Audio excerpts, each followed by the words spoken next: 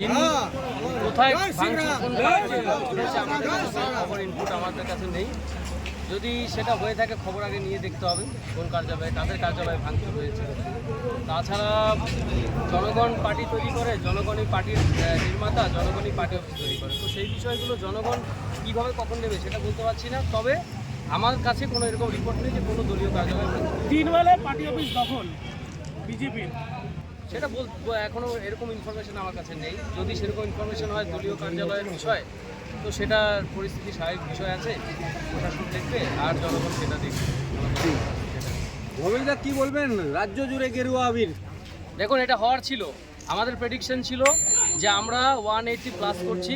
তো যা সিট দেখা যাচ্ছে যে 200 কাছাকাছি বা 200 প্লাস হয়ে যাচ্ছে। তৃণমূল ধুয়ে মুছে ছাপ হয়ে যাচ্ছে।